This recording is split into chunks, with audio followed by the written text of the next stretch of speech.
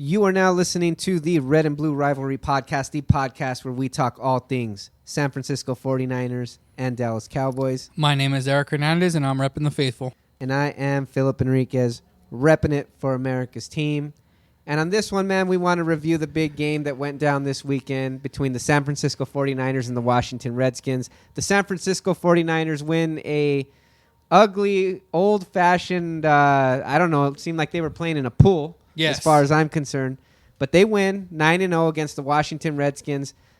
First things first here, guys.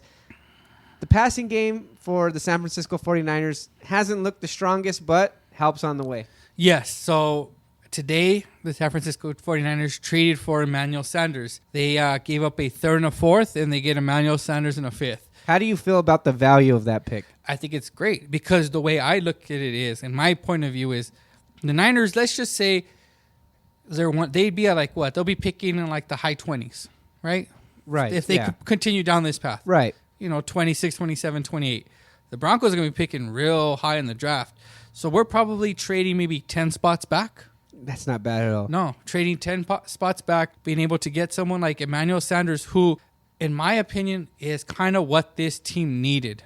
We'll talk more about the Redskins in a bit, but I think this is the big news for 49ers and the faithful and how we view it. Some fans aren't happy. They wanted guys like Keenan Allen or bigger names. Yeah, but I mean, I understand why they did it because they want to. This trade gives the opportunity for the young receivers to still prove themselves. This isn't bringing in a Mike Williams and saying, "Okay, Debo, okay, Pettis, you're done. This is the guy." Right. This trade allows them to continue to grow. Right. And it allows them to, okay, we have somebody. Also, it helps. Emmanuel Sanders isn't a progress stopper. No. Right. No, exactly. Right. And so, but you get a guy who I think in the slot, I mean, from what I hear, it's kind of like what the New England model is when they had Gronk and Edelman.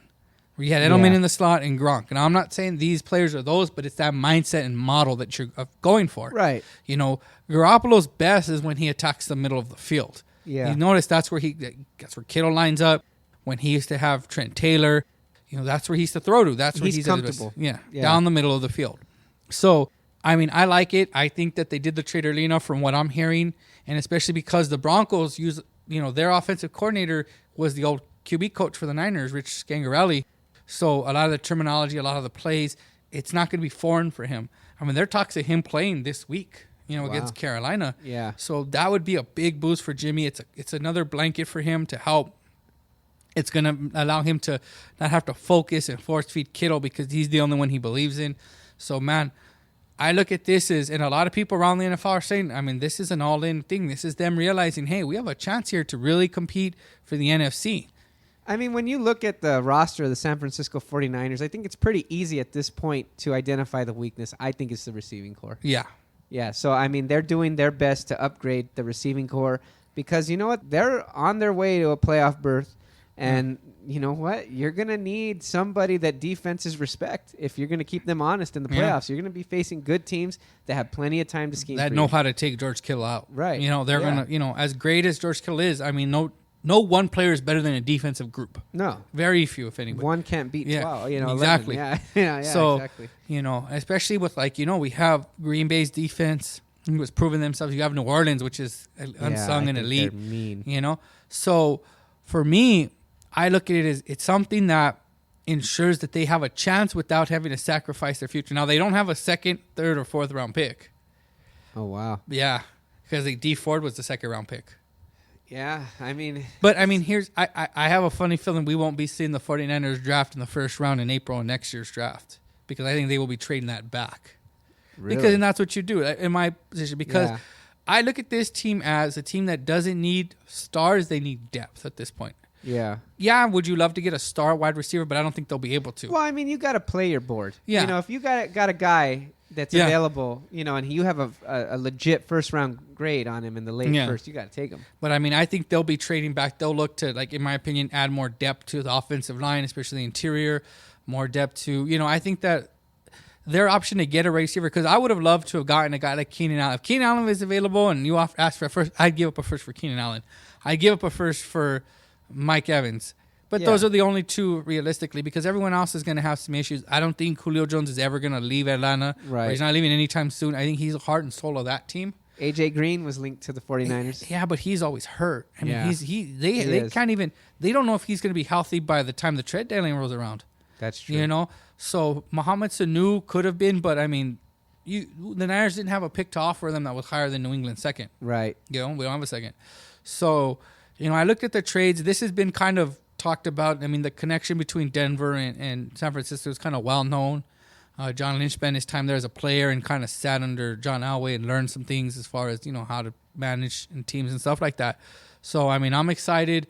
I can't wait to see him suit up. I wonder what number he's going to wear because he was wearing 10 and that's not available anymore. That's true. You know, Yeah. so, and he, from all accounts, I mean, he was a guy that I thought real highly of. I mean, I know he's older. He's 32. He's been in the league a while, but I mean, you look at his stats and his ability to get open and kind of get through the middle. I mean, that's what's important. Right. Yeah, it's all about this year, man. You're all in. So let's start talking a little bit about this game, man. 9-0 over the Washington Redskins. Like I said, it was a sloppy field, sloppy play for the most part. I mean, everybody's slipping and slide. It looked like slip and slide to me. Yes. But you know what? In the end, I think San Francisco just proves they can win any type of game that you put them in, even in a sloppy game like they did in FedEx. Or I was nervous. When I turned on my TV and I saw the way that field looked, I go, oh man, this is not going to be the blow. I knew right away this isn't going to be the blowout I thought. We're already down both our tackles. Right. So you're already kind of, and you can tell that Shanahan doesn't, you know, a lot of it, and we've talked about this offline, was does he trust Garoppolo? I don't think that he doesn't trust Garoppolo. I think he just doesn't trust the fact that Garoppolo has enough time with those tackles. Yeah. It'll be interesting how he coaches Garoppolo, what plays he calls when he gets both his tackles back. You know, we have Staley, who it's an outside chance he plays this weekend, but, you know, it is closer to recovery, you know. So when I look at it, right away, I'm like, okay, this is a run game. And at the beginning of the game, I was kind of nervous. I go, that rain was the MVP for the Washington Redskins. You think so? Yes. I think that game would have been a lot, because at the end of the day, the Niners passing game is leaps and bounds ahead of the Redskins. And I think that, I'm going to be honest, I don't think the Redskins' offensive game plan was changed that much by the rain. I think they walked in there saying, we can't throw the ball.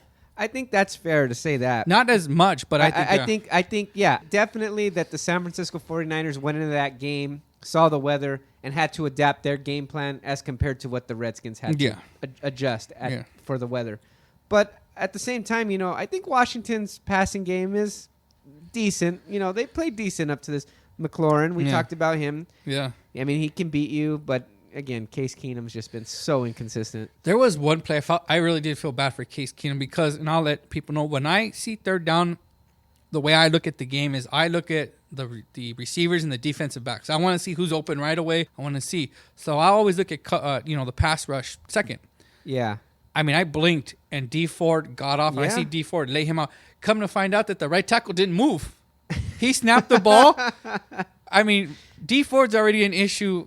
If you move, yeah, he didn't move. he stood problems. there, yeah. And I mean, it was a free rush. It was game over. And I'm like, between that and Nick Bosa's, that was his coming out game. He had his one sack, but man, stuffing Adrian Peterson. And then you had the one where they were running the ball in the first half. The first drive. And then they tried a little kind of option pitch in, and Bosa sniffed that out, tackled the wide receiver, ended the drive. Yeah. So I mean, I looked at it like, wow, you know, this was it. And then the end. That sack at the end where he's sliding at the end, that's kind of like their snapshot. And he's kind of putting a stamp on Defensive Rookie of the Year. Yeah, it's looking like that more and more as these weeks go by. He looks like Rookie of the Year. The San Francisco 49ers look like they have the most wicked defense in football, if not at least the NFC right now. You know, I was just surprised, though, that I did notice that, like, Ioannidis was making quite a few plays. I think his physicality... had a lot. I mean, you know, I think you guys had a lot of issues handling a player like him. But overall, I mean, it was, you know, you guys played great. I mean, the rain is really what for the rain. Yeah, but you guys took control of the game at the where I could say you controlled the game. Yeah. At the end, it was never like you blew. I mean, it's 9-0. Yeah. You guys didn't even. You know what I mean? Yeah. But at the certain point, you can see when you're looking at the third and fourth quarters. Who's the better team? Yeah, it's like a boxing fight where you guys are throwing punches and like one guy's in control and he's not blowing a guy out, he's not knocking a guy out, but he's just controlling him in every step of the way. Right. And it's the depth of that defense. I mean, it's guys like Julian Taylor Who's Julian Taylor? He's not Nick Bosa. He's not Eric Armstead. He's not DeForest.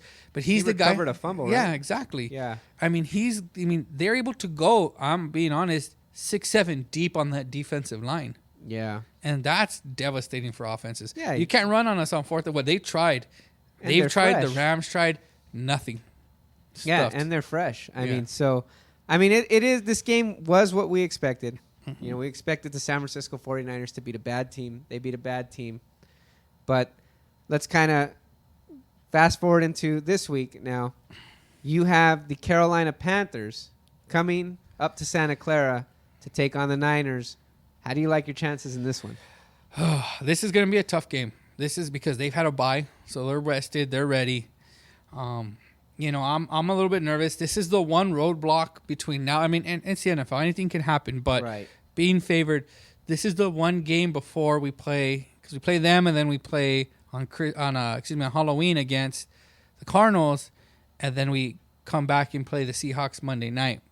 Well, that's the big game.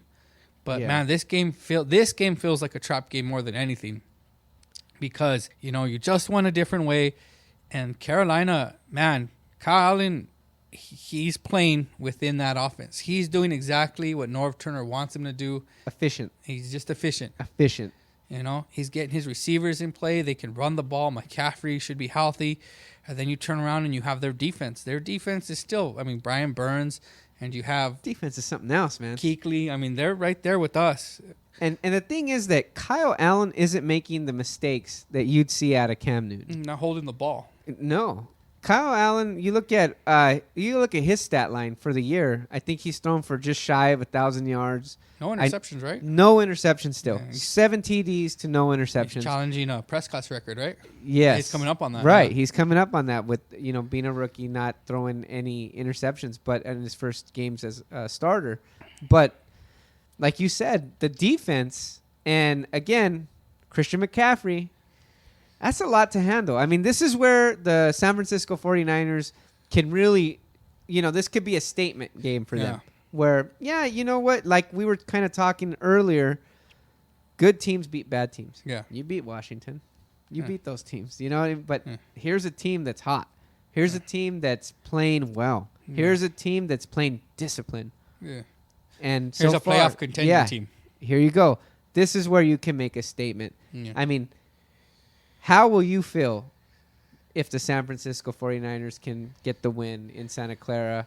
It's got to add something to. Yeah. Yeah. This one, if they're Got to able mean win- something. Yeah, because this is going to be a hard game. This one's not going to be easy. There's talent on that roster in Carolina, and probably the best team we faced so far.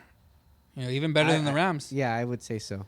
But I think beating them would kind of it would put everybody on notice. I think everybody kind of is, but that's kind of a statement game for them. There's a few statement games in this season for them, and this is the first of maybe 4 that they'll have moving forward. They play Green Bay and New Orleans, but this is the first one. How do you fare up against a tough team with a dynamic running back, and a quarterback who doesn't make mistakes? We'll see. Their offensive lines, and that's the thing, is that there's not and you kind of come to this realization, there's not a lot of great offensive lines. No, there's not. So- Offensive linemen there's a shortage of offensive linemen in the league.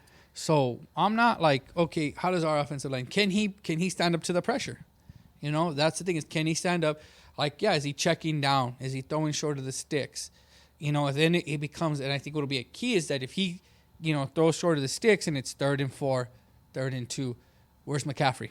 Right. That's where you got to make sure our linebackers are fast. Some of the fastest linebackers that we have are in the league.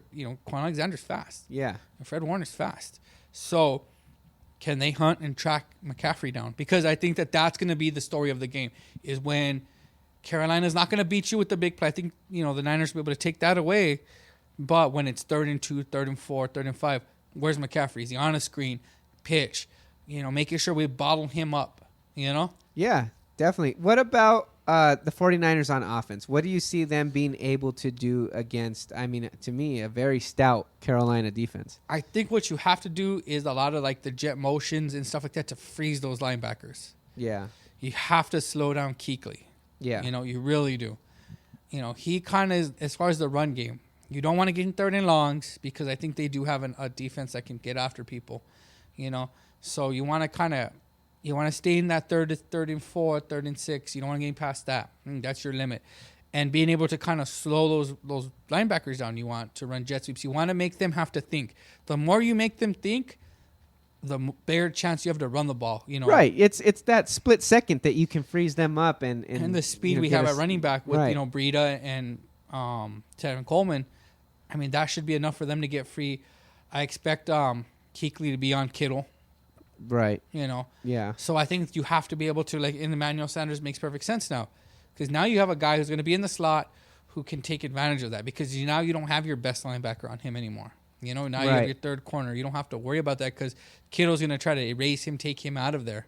Yeah. You know, so I think the offense will be able to move the ball. I see, you know, it'll be interesting to see where the touchdowns come from. You know?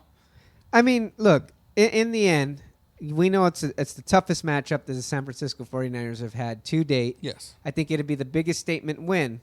So the question now is, with all things being said, what do you expect the outcome to be? I wouldn't be shocked if they lost this game. But I think that I would be kind of surprised only because, you know, and to say this is Kyle hasn't faced a defense like us yet. No, he definitely hasn't faced a front four like that. Yeah. You know, there's not many in the league that prepare you for that, for them. And I think that's going to be the difference. I think they're not going to be able to convert on third downs as frequently. I think the Niners can hold them, and I think the Niners win, say 21-13.